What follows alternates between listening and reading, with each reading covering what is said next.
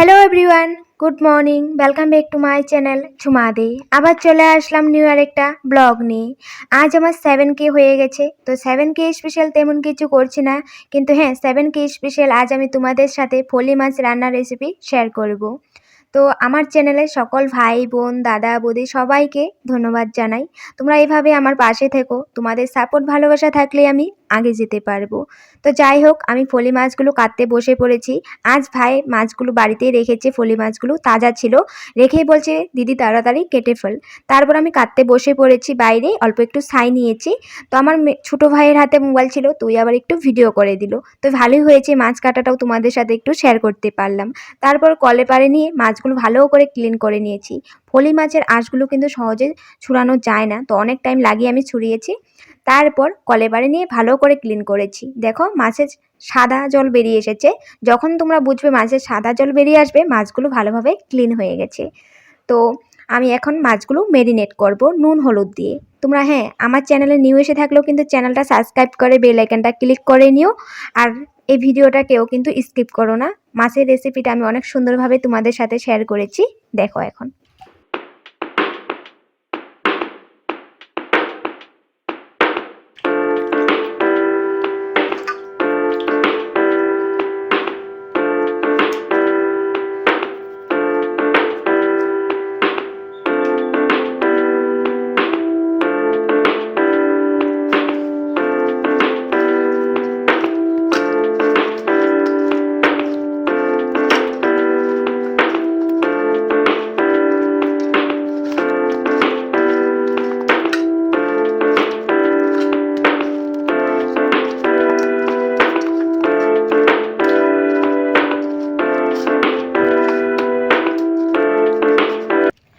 মাছগুলো আমার মেরিনেট করা হয়ে গেছে, তো অল্প টাইমের জন্য রেখে দিয়েছি।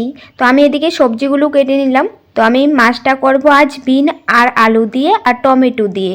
আর মশলাটাও করে নিচ্ছি। মশলাতে আমি কি দিচ্ছি দেখে নাও। পেঁয়াজ দিয়েছি, তারপর দিব একটু রসুন, কাঁচা লঙ্কা, জিরার গুঁড়ো, শুকনো লঙ্কার গুঁড়ো, এগুলো দিয়ে আমি মশলাটা করে দেব। আর হলো আমি ভাতটা কিন্তু নামিয়ে নিয়েছি।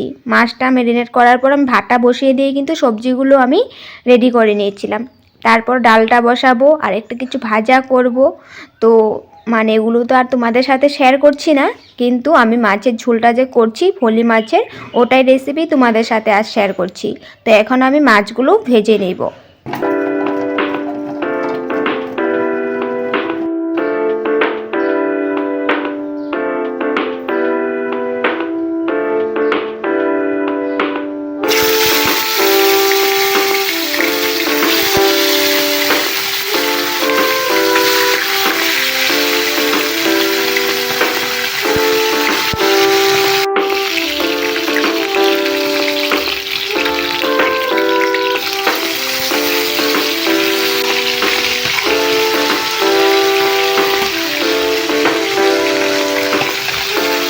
বললামই তো আমি ভাতটা আগিয়ে নামিয়ে নিয়েছিলাম। তো ডালটা বসানো আছে সাইডে দেখছোই। আর এদিকে আমার মাছ ভাজাগুলো সবগুলো কমপ্লিট হয়ে গেছে। তো আমি সবজিটা যে রেডি করেছিলাম বিন আর আলু, ওটা এখন একটু নুন হলুদ দিয়ে ভাজা করে নিচ্ছি।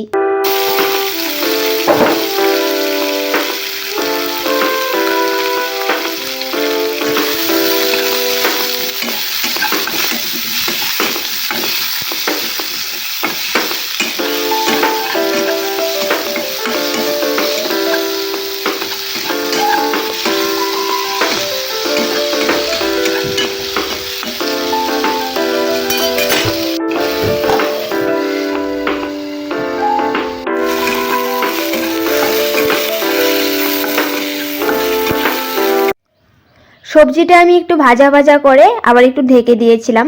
তারপর নামিয়েও নিয়েছি ভাজা করে, তো তোমাদেরকে আর দেখাইনি। তারপর এই দেখো মাছ ভাজাগুলো আমি এই সাইডে রেখে দিয়েছি। আর কড়াইটাতে এখন আমি ঝুল করব, যেহেতু তেল দিব, তারপর পেঁয়াজ ফোড়ন দিয়ে মশলাগুলো দিব, এক এক করে সব কিছু দিব। তো তোমাদের সাথে শেয়ার করছি, তোমরা দেখো নিজেই।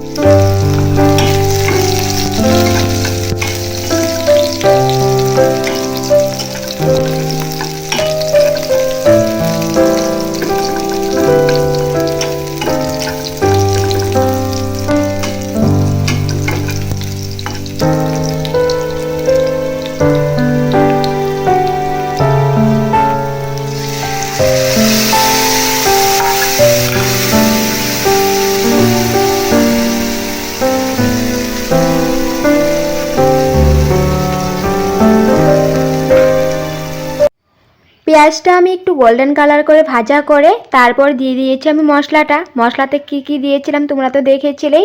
ওই মশলাটা দেওয়ার পর একটু নুন হলুদ দিলাম, দেওয়ার পর ভালো করে আমি মশলাটা কষিয়ে নিচ্ছি। তারপর এখন আমি টমেটো কুচিগুলো দিয়ে দেবো, তোমরা তো দেখেছোই টমেটো কুচিগুলো, তো ওগুলো দেবো। তোমরা চাইলে টমেটোটা একটু পেস্ট করে নিতে পারো।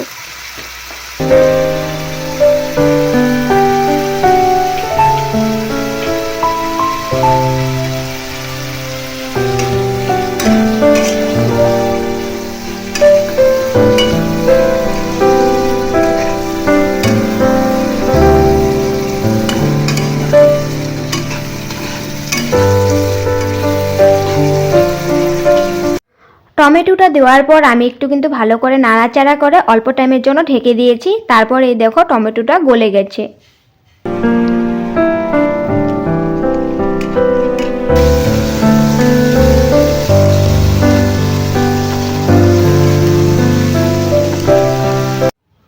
মশলাটা আমি একটু ভালো করে কষিয়ে নিলাম। তো এখন ভাজা সবজিগুলো দিয়ে দিব। ভাজা সবজি বলতে গেলে আমি আলু আর বিন ভাজা করে রেখেছিলাম, ওই সবজিটা এখন দিয়ে দিব। দেওয়ার পর ভালো করে একটু কষাবো।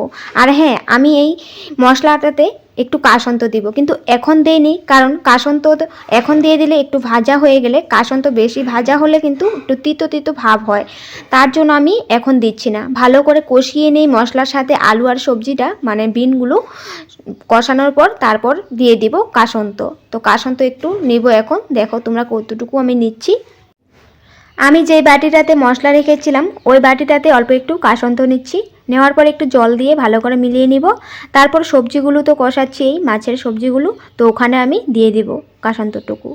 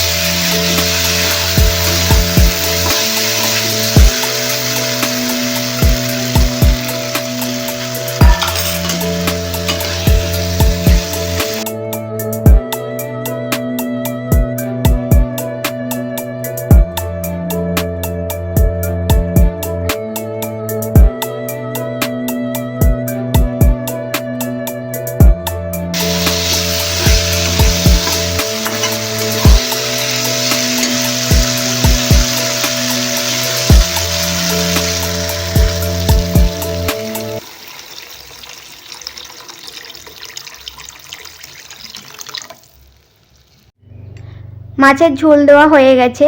তো এখন আমি ঝোলটা ভালো করে মশলার সাথে মিশিয়ে দিচ্ছি। মিলানোর পর ঝোলটা ফুটতে তো অনেক সময় লাগবে। আমি গ্যাসটা কিন্তু কমিয়ে রেখেছি, কম করে আমি রাখবো গ্যাসটা, কারণ ঝোল বেশি ফুটলে ঝোলের যে পুরনটা আছে, তেলগুলো আছে, ওগুলো সব পুড়ে যাবে, তার জন্য গ্যাস কমিয়ে ঝোল ফুটানো ভালো। তো যাই হোক, আমি গ্যাসের সাইডগুলো একটু ক্লিন করে নিচ্ছি, কারণ মাছ ভাজার সময় মাছগুলো এত ফুটেছে, বাপরে চারোদিকে তেল ছিটা হয়ে আছে, তার জন্য একটু ক্লিন করে নিলাম। তারপর রান্না হয়ে গেলে আবার একটু ক্লিন করে নিব।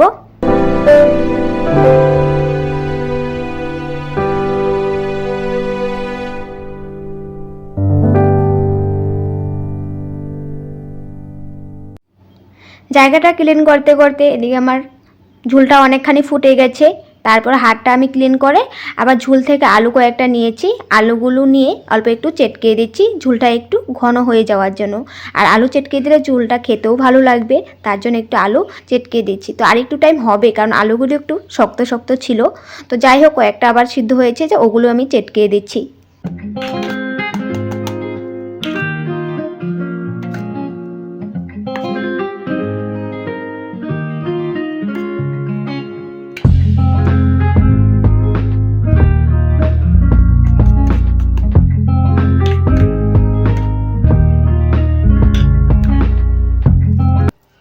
আলুগুলো চটকানোর পর দিয়ে দিলাম আবার ঝোলে। তো অল্প টাইম রেখেছি ঝোলটা সিদ্ধ হয়ে যাওয়ার জন্য, আর আলুগুলোও সিদ্ধ হয়ে যাবে। তো দেখো অনেকখানি ঝোলটা শুকিয়ে গেছে। তো এখন আমি মাছগুলো দিয়ে দিব এক এক করে।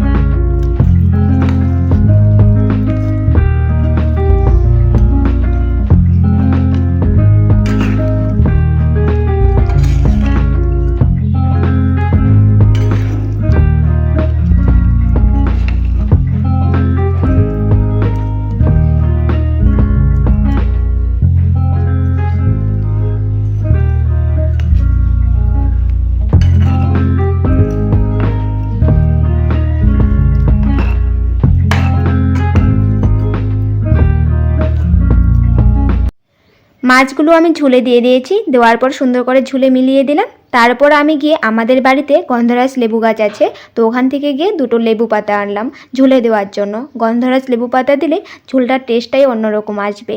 উপর থেকে দিয়ে দিলাম, তারপর একটু ধনিয়া পাতাও দিয়ে দিব। আর লেবু পাতাটা কিন্তু আমি ভালো করে পরিষ্কার করে নিয়েছি, তারপর দিয়ে দিলাম। তো আমার ঝোলটা কমপ্লিট হয়ে গেছে, আমার রান্না মাছের ঝোল রান্নাটা।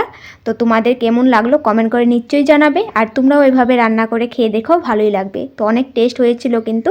আজ আমি এখানে রাখছি, তোমাদের যদি ভালো লাগে লাইক শেয়ার করো। আবার আসবো নেক্সট ব্লগে।